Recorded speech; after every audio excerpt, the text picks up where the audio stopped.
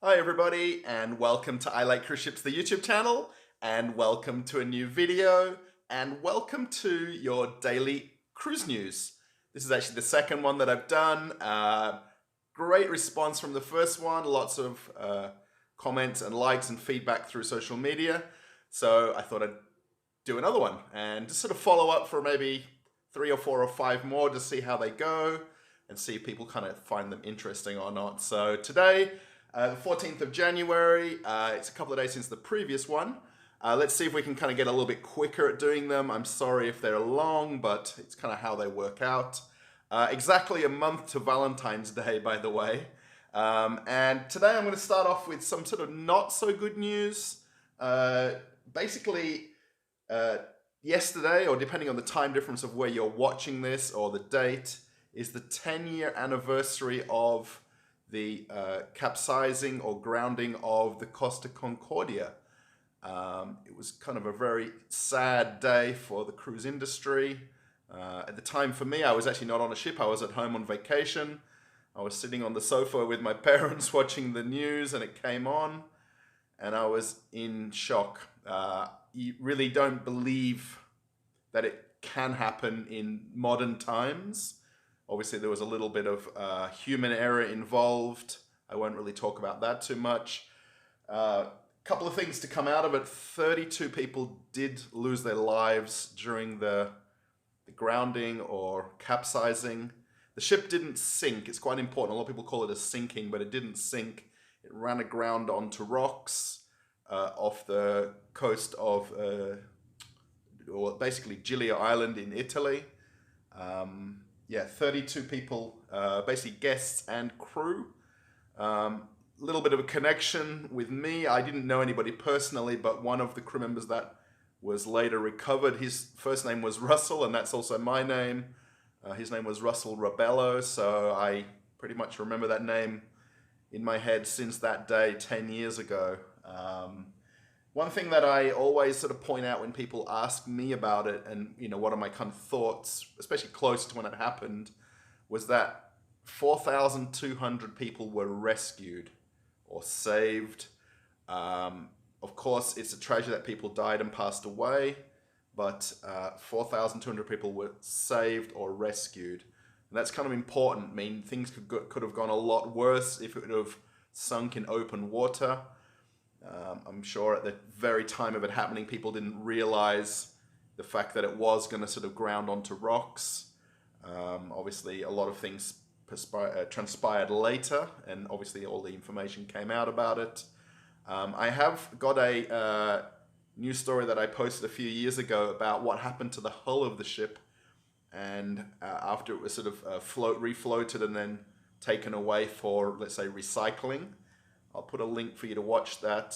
So I read that. There's some photos, basically. It's not a video. So yeah, not great news to start off, but of course, 10-year anniversary. Coming up actually in a month from now will be, which is Valentine's Day, will be an anniversary of the Carnival Triumph poop cruise. I'll actually talk about that in another video later. I was actually on that ship, so I can definitely give you some of my thoughts about what happened. That was around Valentine's Day, quite a few years ago now, but yeah. All right, next news I'm going to talk about is about Norwegian Cruise Line. Actually, we've got 2 stories to talk about. First one is about the new ship name that they've announced for their second Prima class ship. Norwegian Viva is the name of the next or newest Norwegian Cruise Line ship to come out. It's basically under construction at the moment with Fincantieri. It's going to debut in June 2023, which is about a year and a half from now. It'll initially sail in Europe for its inaugural season, which is kind of becoming a little bit normal now for a lot of ships coming out in Europe. And then it'll do a transatlantic over to San Juan, Puerto Rico, which is kind of an interesting place to do its Caribbean season. A lot of ships typically come to Miami. Of course, Norwegian has its brand new terminal right there in the port of Miami as well. But it's going to move down to San Juan. Yeah, that's kind of interesting. Personally, it's not a beautiful ship. In terms of the look, the interior is a whole different level. You'll have to make your mind up and let me know in the comments, I think, about that. And then the next news is about some cancellations on Norwegian Cruise Line. So I mentioned in my previous cruise news video about Royal Caribbean canceling some of the ships. And now Norwegian has added Norwegian Breakaway to its list of already cancelled voyages, or basically a pause in operations is what they've called it in the last 2 years. Norwegian total will have now 12 ships out of service that are on a pause between about a week and 2 weeks, up to as far out as April, depending on which ship. There's a fairly long list of ships that have got return to service dates. But Norwegian Breakaway was sailing out of New Orleans. It's currently on a voyage right now. It's going to come back to New Orleans to end the voyage, and then it's going to be out of service for 2 weeks. They've cancelled the next 2 voyages effectively, and that's obviously pending that it will return on that date for its back in service date. The cruise line has basically put out some press releases, and also the CEO of NCL has mentioned with the onset of this Omicron variant that there's a lot of factors that are outside the control of the cruise lines, particularly cases on board from guests and crew, supply issues as well, and also some of the ports of call being inaccessible for the ships, and ports of call denying ships entry into some of the ports as well. So yeah. All right. And last piece of news I'm going to talk about is about Aida. Now, Aida doesn't necessarily sail in US waters, depending on where you are in the world watching this. I know a lot of the viewers are in America, or North America particularly, but Aida is very famous for the ship with lips. If you ever see some of the ships sailing. And the cruise line as a whole is actually owned by Carnival Corporation, but it's run independently under its own brand. They've moved now to put all of their shore excursions to Bubble tours.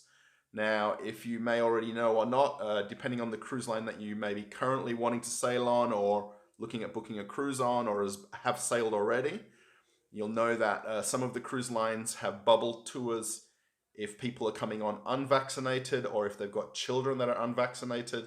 You can't simply just get off in the ports. You have to take a Bubble excursion, which is an agreement between the cruise line and the shore excursion operator to basically put you in a bubble, take you to your tour, do whatever you need to do, bring you back to the ship, and you can't basically just wander the island or the country yourself. So Aida is moving all of their current sailings to only Bubble excursions. Now, obviously, the main important part of why they're doing it is it's allowing them then to control what people are doing off the ship. Not necessarily, watch them and, things like that, but it basically lessens the need for people to wander and possibly interact with people on land, in restaurants, in shops, in bars, cafes, versus going on an excursion that's predetermined the itinerary of that excursion and where you might go, if it's maybe an island stop or a beach stop or a bus tour and things like that, where the cruise line has set up sort of protocols with the tour operators, how the cruise line and the tour operator wants to operate that tour. So that's kind of a little bit about a bubble tour. So yeah, it's kind of interesting times, some good and bad news, I guess. I wonder if you've got a cruise booked. Maybe let me know in the comments if you've maybe cancelled. I don't want these cruise news to be always negative, but of course there is good and bad news daily. I guess that's the point of switching the TV on sometimes or reading social media. So yeah, thanks for watching, everybody. I like cruise ships. I put another video for you to watch right after this one, just here on the side. I hope you kind of like these. Again, let me know, thumbs up. If you haven't subscribed and you want to follow the channel for news or videos, please do that if you wish. We're nearly at 10,000 subscribers. That's the goal in the near term of the channel. And from there, who knows? I don't know what I'm going to do after that. but I'm aiming for 10,000 subscribers somehow. So yeah, thanks for watching I Like Cruise Ships, the YouTube channel. I hope you liked this cruise news for the 14th of January 2022. See you in another video. Bye.